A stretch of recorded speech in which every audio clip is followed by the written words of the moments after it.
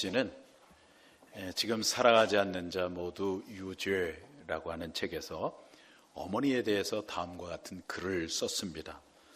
참 묘하다. 살아서는 어머니가 그냥 어머니더니 그 이상은 아니더니 돌아가시고 나니 그녀가 내 생의 전부였다는 생각이 든다. 내세의 그녀를 만나 다시 그녀의 막내딸이 된다면 더 이상 바랄 것이 없겠다. 여러분, 어머니 아버지는 그냥 어머니 아버지가 아닙니다. 우리의 생의 전부입니다. 하나님은 바로 그 어머니 아버지를 통해서 나를 이 땅에 존재하게 해주신, 그래서 우리의 부모님은 제2의 창조자이시고 우리를 가슴으로 낳아 기르시고 사랑하신 분이기 때문입니다. 이 세상에서 가슴으로 눈물로 사랑하는 사람이 있습니까? 사랑하는 연인들이 그렇게 사랑한다고요? 정말 그럴까요? 세월이 흐른 다음에 그들은 이렇게 대답할 것입니다. 그건 한때 불장난이었습니다. 불이 꺼지자 내 마음도 꺼져 버렸습니다. 그러나 처음부터 마지막까지 우리를 가슴으로 사랑하는 이가 있습니다. 누구이시겠습니까? 우리의 어머니 아버지시죠. 그러나 우리의 문제는 뭐냐면 그런 부모님의 사랑과 희생을 망각하며 살아가고 있다고 하는 것입니다. 언제나 그 사랑과 희생을 알게 되고 깨달아지게 될까요? 아마 우리 부모님이 이 세상을 떠난 후에, 아니면 내가 부모 되어 자식들 때문에 힘들어 할 때 그 부모님의 사랑의 일부분을 조금 깨닫지 않게 될까 모르겠습니다. 이것이 우리들의 연약함입니다. 그래서 하나님께서는 우리에게 이 계시된 말씀을 통해서 효도를 가르치고 말씀을 해주고 있는 것입니다. 성경의 핵심 신앙은 하나님을 경외하는 신앙으로 십계명 중에 첫 계명인 나 외에 다른 신을 두지 말라 이렇게 말씀하셨어요. 그 신앙에 대응되는 인간관계에서 첫 번째 계명이 무엇이냐면 바로 부모를 공경하라 하는 계명입니다. 이것을 약속이 있는 첫 계명이라고 성경은 말씀합니다. 오늘 본문의 말씀도 그렇습니다. 특히 이 말씀이 기록된 이 잠언을 우리는 지혜의 책이라고 배웠어요. 지혜의 책. 그러니까 효도라고 하는 거, 부모를 공경하는 것이야말로 지혜 중에 최고의 지혜이기 때문에 지혜의 책인 이 잠언을 통해서 하나님은 부모를 공경하라, 효도하라 이렇게 말씀하고 있는 것입니다. 그렇다면 그처럼 귀하고 지혜로운 삶의 모습인 효가 무엇인가? 첫째는 아버지에게 순종하는 것입니다. 22절 상반절 말씀을 다 같이 보겠습니다. 너를 낳은 아비에게 청종하고 그랬어요. 여기 청종하고 이 단어의 원문은 쇠마으라고 부르는데 듣는다, 또 이해한다, 그리고 더 나아가서 순종한다 이런 의미를 담고 있어요. 그렇기 때문에 진정한 효도의 시작은 무엇으로부터 시작되냐면 이 부모님의 말씀을 듣는 것으로부터 시작된다는 거예요. 그런데 요즘 자녀들이 부모님의 말씀에 아예 그냥 귀를 막고 사는 그런 자녀들이 많이 있잖아요. 근데 그것이 불효라고 하는 것입니다. 그리고 더 나아가서 이해하는 거예요. 듣기는 듣는데 어떻게 들어야 되느냐? 귀를 기울여서 들어야 되는 거예요. 리슨을 해야 되는 거예요. 희어가 아니라. 이걸 경청해야 되는 것이죠. 그럴 때 부모님이 어떤 의도를 가지고 말씀하시는가를 깨닫게 되어지고 그걸 깨닫게 되기 때문에 마침내 순종하게 되어지는데 이것이 바로 진정한 효요 참된 지혜라고 말씀을 하고 있는 것입니다. 어머니 아버지가 가장 행복해 할 때가 어느 때일까요? 그냥 자녀들과 둘러앉아서 이야기를 주고받을 때 이때가 행복할 거예요. 이야기를 주고받는 것에 무슨 주제가 있고 대화의 목적이 있습니까? 대화의 목적이 있으면 이미 대화가 아닌 거예요. 그냥 이야기를 주고받는 거예요. 아버님, 어머니께서 말씀하신 말씀을 자녀들이 잘 듣고 또 자녀들이 이야기하는 말을 부모가 잘 귀를 기울여서 듣고 그러다 보면은 이 부모와 자녀 사이에 무엇이 만들어질까요? 아름다운 사랑의 관계가 만들어지는 거예요.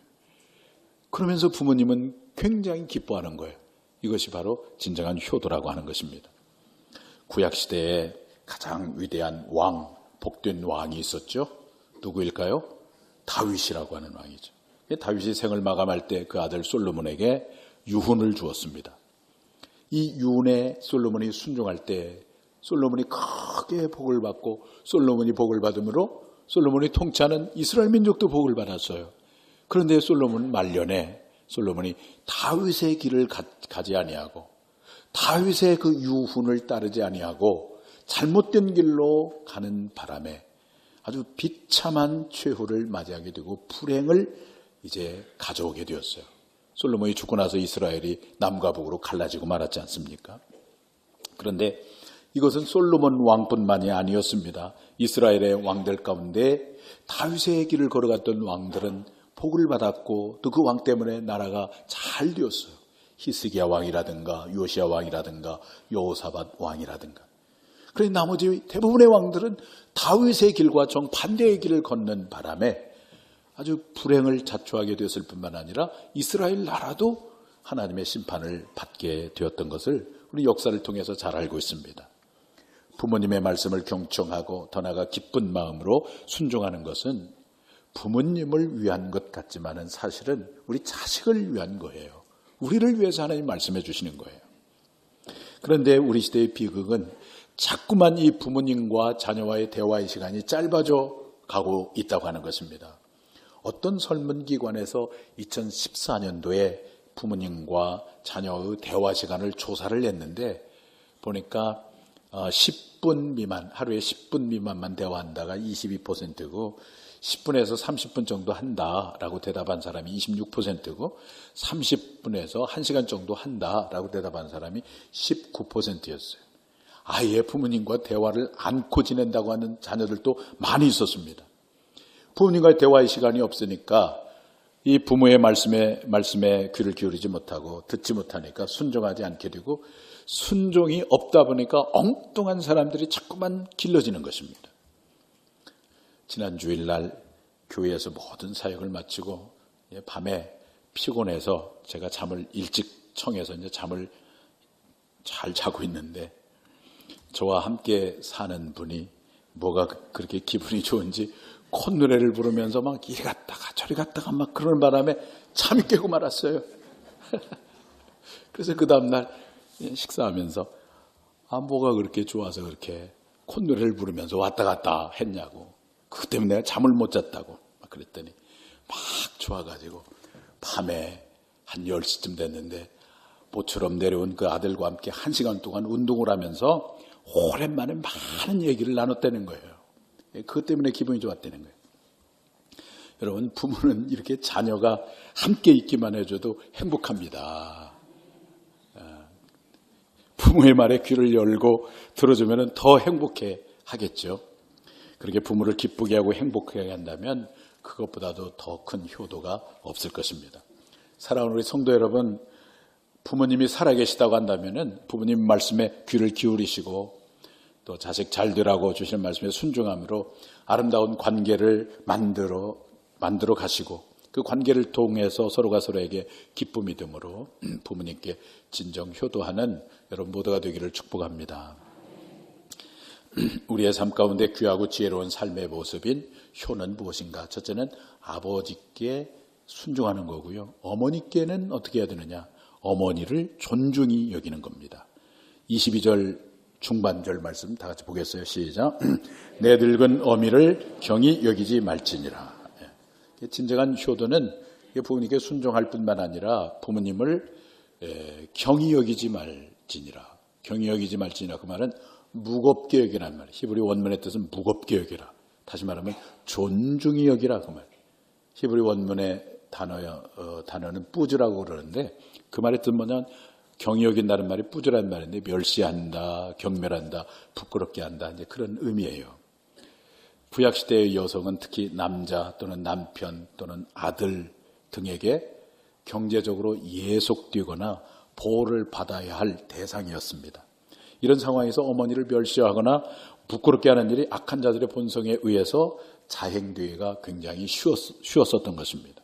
그렇기 때문에 하나님이 이제 간헐적으로 이렇게 부모를 무겁게 여겨라, 존중히 여겨라, 이런 명령을 하곤 했었던 것입니다. 특별히 신명기 21장 18절에서 21절을 보시면은 구약 성경에서 얼마나 불효자에 대해서 엄격한 규례를 말씀하고 있는지를 우리가 보게 되는데요. 한번 읽어보겠습니다. 시작.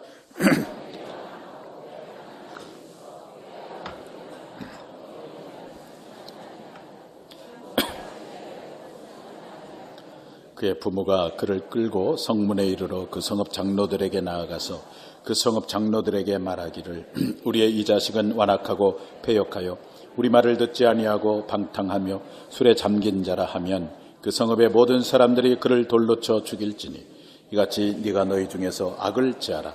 그리하면 온 이스라엘이 듣고 두려워하리라. 그래서 이 완악하고 패역하는 아들, 불순종하는 아들, 부모님을 업신여기는 이 아들에 대해서 율법은 뭐라고 말씀하고 있냐면 그걸 그 성문에서 끌어내라고 말씀하고, 그리고 부모는 장로들에게 이 아들이 이렇게 나쁜 짓을 했습니다, 불효를 했습니다라고 증언하고, 그러면은 성읍에 있는 사람들이 어떻게 하라는 거예요? 돌을 들어서 쳐서 죽이라는 겁니다. 왜 하나님께서 하나님의 백성들에게 이렇게까지 부모를 무시하고 업신여기는 자에 대해서 무서운 징벌을 말씀하셨을까요? 부모님을 업신여긴다고 하는 것은 하나님의 백성으로는 있을 수가 없는 일이기 때문에 그래요. 우리가 하나님을 인정하고 하나님을 경외한다면, 보이지 않는 하나님을 진심으로 경외한다면, 보이지 않는 하나님을 대리하는 보이는 육신의 부모님을 경멸하고 업신여길 수가 없거든요. 마땅히 공경하고 존중히 여길 수밖에 없는 것인데, 그런데 그 부모님을 이렇게 업신여긴다고 그러면은 그 있을 수가 없기 때문에 이 구약 성경에서 규례를 정해서 엄격하게 다루고 있는 것을 보게 됩니다. 부모님께서는 자식을 낳으시고 기르시고 가르치시고 그런 후에 결혼해서 이제 가정을 이루도록 출가를 시키잖아요. 그러면 이 자녀에 대한 미션이 끝났어. 그 사명이 다 끝났다고 다리를 쭉 뻗고 자려고 그러니까 가만히 들려오는 소식을 들어보니까 시집간 딸이 티격태격하고 또 애기 키운다고 힘들어하고 돈 때문에 힘들어하고, 그러면 이 자식 걱정은 그때부터 누구의 걱정이에요? 부모의 걱정이에요. 어머니의 걱정이에요. 그러다가 애 낳았다고 또 봐달라고 하면 또 저 인천까지 서울까지 가서 봐두고, 봐주다가 팔다리 부러지고. 그런데도 그런 부모님 무시하고 업신여긴다면 그 사람이 과연 하나님의 사람이라고 말할 수 있겠느냐, 그 말이에요. 미국의 최초의 단편소설 작가로 유명한 워싱턴 어빈이라고 하는 사람이 어머니는 최고의 친구다라고 하는 글에서 이렇게 고백을 했습니다.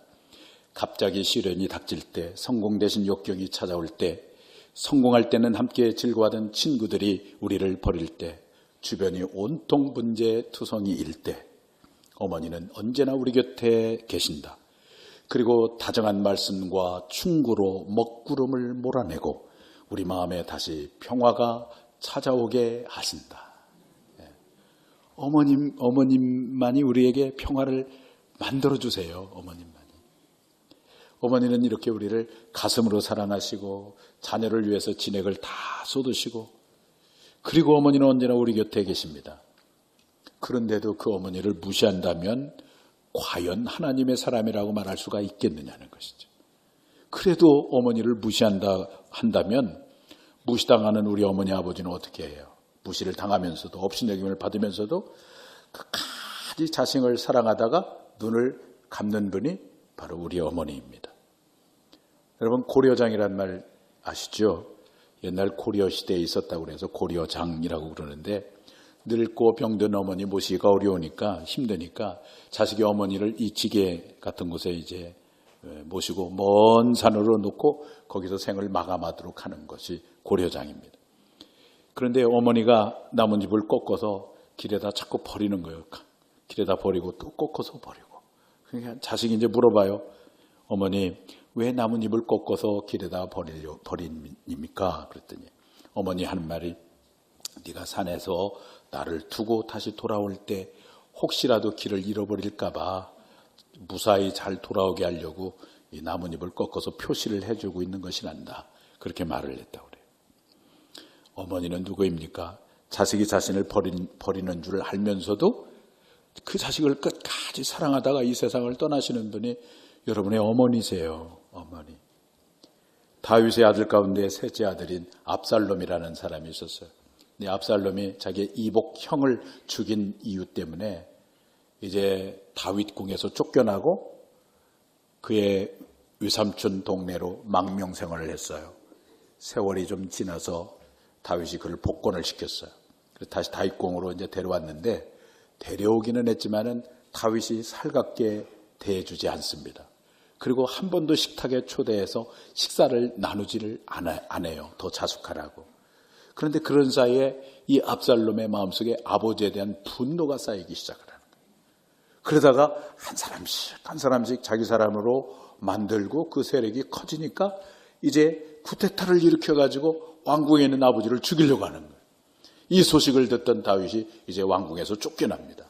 갑자기 쫓기는 신세가 되었어요. 그동안에 다윗을 따랐던 수많은 신하들이 이제 다윗이 쫓기는 신세가 되니까 다윗에게 줄을 섰다가 압살롬에게 전부 줄을 서는 거예요. 그리고 막 다윗을 막 저주하고 욕을 하고 막 그러는 거예요. 그런데 세월이 오래 지난 다음에 이제 다윗이 다시 왕궁에 복귀를 하게 되고 전장에서 자기를 내쫓았던 그 아들 압살롬이 이제 죽임을 당했다고 하는 소식을 듣게 됩니다. 그 압살롬이 자기를 죽이려고 하는 원수요 정적임에도 불구하고 압살롬 아들이 죽었다고 하는 이 소식을 들었던 다윗은 통곡하면서 하나님 앞에 울부짖습니다.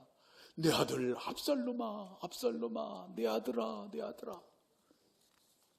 아버지는 아들의 잘못을 인한 죽음도 자신 때문에 죽은 것으로 알면서 통곡하며 울부짖는 것이었습니다. 여러분, 이것이 바로 우리 아버지 어머니입니다. 그런데 그 아버지 어머니를 무시해도 될까요? 아니, 무시할 수가 있을까요? 아니겠죠.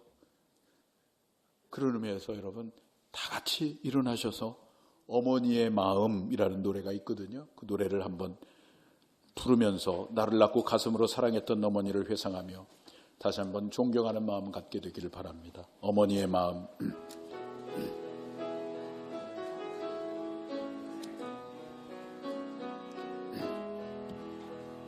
나 실제 괴로움 다 잊으시고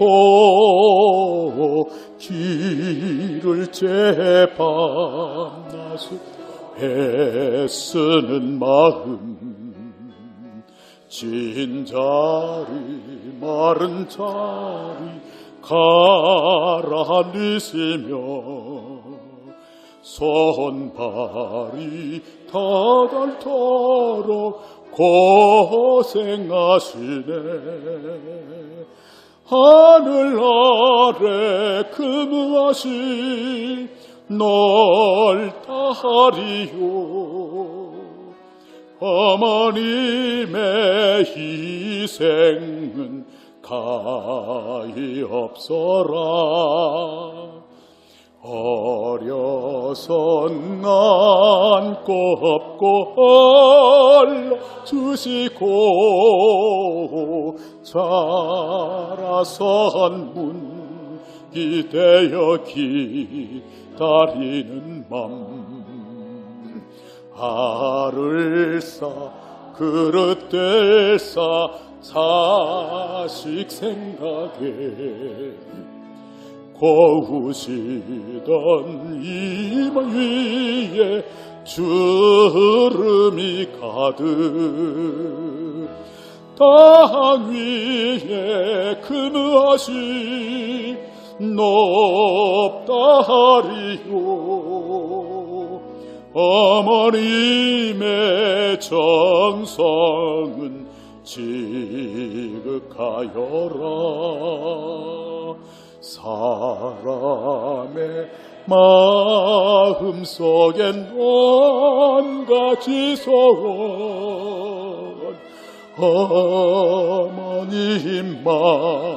마음속에 오직 한 가지 아낌없이 일생을 자식 위하여 살과 뼈를 깎아서 바치는 마음, 인간의 그 무엇이 거룩하리요. 어머님의 사랑은 그지없어라. 여러분 제자리에 앉아 주시기 바랍니다.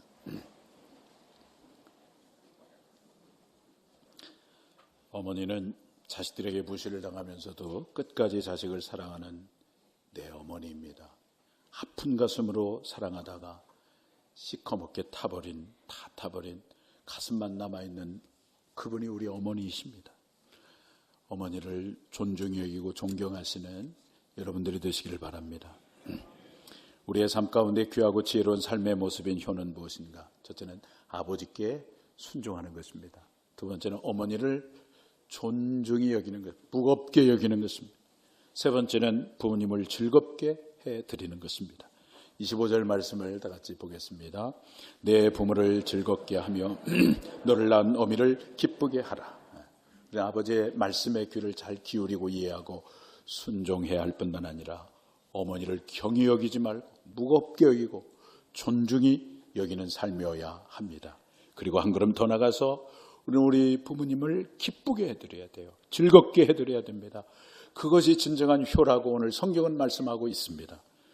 여기서 기쁘게로 번역된 히브리 원문의 표현은 길이라고 그러는데 이는 좋아하다, 기뻐하다, 즐거워하다 이런 의미를 담고 있습니다. 우리는 우리 자신이 좋아하는 것으로 효도하는 것이 아니라 우리 부모님이 좋아하는 것으로 효도하실 수 있어야 됩니다.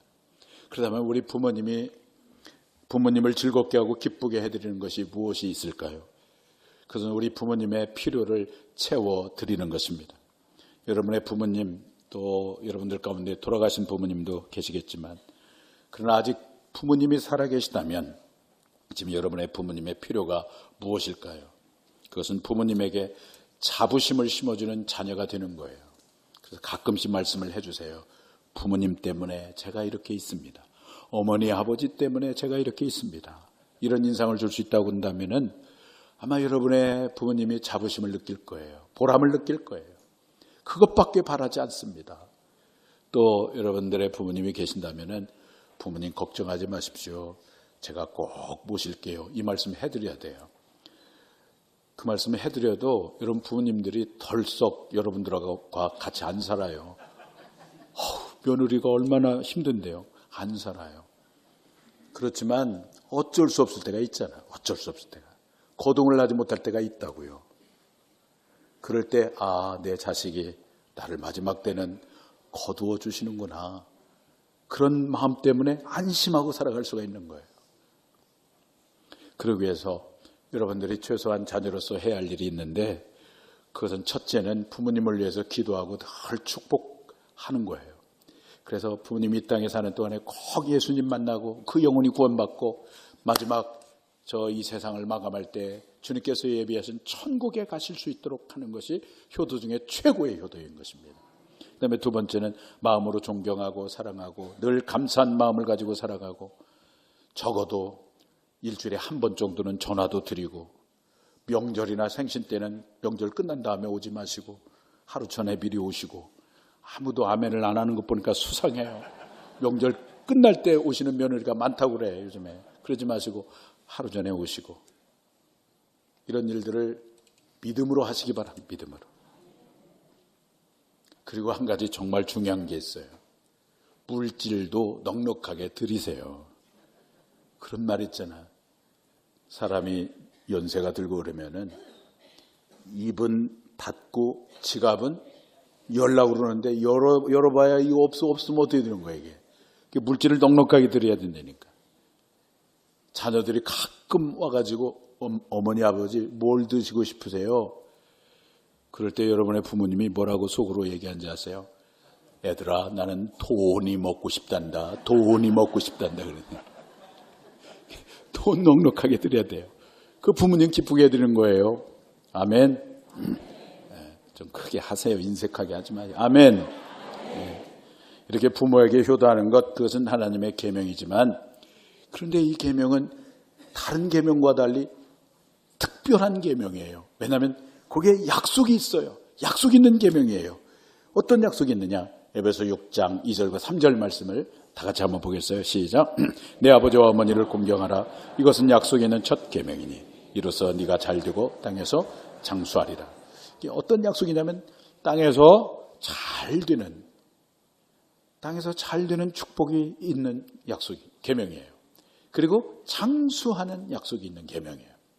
그러니까 여러분들이 땅에서 잘 되기 원하시고 오래 건강하게 살기 원하시면은 지금 부모님 공경하시고 부모님 돌아가신 분들은 어르신들 잘 공경하시고 하나님 잘 섬기시는 그런 여러분들이 되셔서 땅에서도 잘 되고 장수의 복을 받는 여러분들 되시기 바랍니다. 엘리의 두 아들 불효자였어요. 흠니와 비나스 불효자였어요. 저주를 받았잖아요. 다윗의 아들 압살롬 불효자였어요. 저주를 받았잖아요. 그런데 부모에게 효도하면은 그 반대로 축복을 받는데 성경에 보니까 시어머니를 봉양을 잘 해가지고 어마어마한 복을 받은 며느리가 있어요. 구약에 룻기에 나오는 누굽니까? 룻이라고 하는 여인이죠.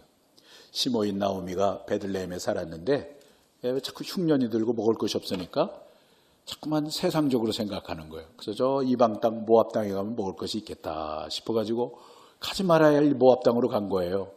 그랬더니 하나님이 그의 남편을 데려갑니다. 그럼 빨리 깨달아야 되는데 못 깨달아요. 그러니까 첫째 아들을 데려가고 둘째 아들을 데려가고 모든 걸 다 잃어버리고 상실한 가운데서 비로소 깨닫는 거야. 내가 살 것은 베들레헴으로 돌아가는 길밖에 없다. 베들레헴은 뭐냐면 교회라는 뜻이에요. 떡집. 말씀의 집인 이 베들레헴으로 돌아가는 길밖에 없다 해가지고 이제 베들레헴으로 돌아가려고 그러는데 두 자부가 있거든요. 이 자부가 자기를 따라오면 고생길이 훤한 것을 알고서 부탁을 합니다. 얘들아, 너희들은 너희 친정집으로 가라. 너희 고향으로 되돌아가거라. 그랬더니 둘째 자부인 룻이 뭐라고 했냐면 어머니가 유숙하는 곳에 나도 유숙하고 어머니 하나님이 나의 하나님입니다. 그러면서 따라가는 거예요. 이게 굉장히 쉬운 게 아닙니다. 그 룻은 모압 여인, 이방 여인이에요. 이방 여인이 베들레헴으로 가면은 전부 다 유대인들만 살고 있는데 얼마나 구박을 당하고 얼마나 따돌림을 당하겠어요. 그럼에도 불구하고 어머니를 모신다고 하는 그 일념으로 어머니를 따라가는 거예요. 따라가서 열심히 이삭을 주우면서 그 시모를 봉양을 했는데 그런 과정에서 하나님께서 이 룻을 주목하시고 룻을 축복해 주시는데 기업 물을 자인 보아스를 만나게 해주시고 그 보아스와 결혼을 해가지고 오벳을 낳고 오벳이 이새를 낳고 이새가 드디어 누구를 낳았습니까? 다윗을 낳았어요. 이스라엘 백성들이 가장 존경하는 그 다윗을 낳았다고요. 그러니까 이 룻은 어머니를 잘 공양한 까닭에 어떤 축복을 받았냐면은 다윗의 증조 할머니가 되는 축복을 받았어요. 그리고 그 다윗의 혈통을 통해서 이스라엘 백성들이 대망하던 메시아 예수 그리스도가 이 땅에 오게 되었는데 그 예수 그리스도가 오게 된 그 다윗의 족보 안에 이방 여인임에도 불구하고 당당하게 들어가는 놀라운 축복을 받았어요. 마가복음 13장 12절을 보니까 주님이 재림하시게 되어질 때 종말이 가까우면은 어떤 일이 벌어지냐면 아버지가 자식을 죽음에 내어주고 자식들이 아버지도 죽음에 내어주는 일이 벌어지게 된다는 거예요. 그런데 이것이 오늘 우리 시대의 현실이 되었던 것을 우리는 종종 뉴스를 통해서 보게 됩니다. 그러므로 여러분, 우리가 부모님께 효도하는 것은 단순한 윤리와 도덕적인 차원이 아니라 이것은 정말 절대적인 믿음을 갖게 되어지는 증표이고 그리고 이 마지막 때에 영적으로 싸우는 영적인 전쟁에서 승리하는 유일한 길이라는 거예요. 그냥 윤리도덕 차원이 아니에요. 이건 믿음의 증표고 영적 전쟁에서 승리하는 길이 바로 우리의 부모님을 공경하고 효도하는 것이라는 것입니다.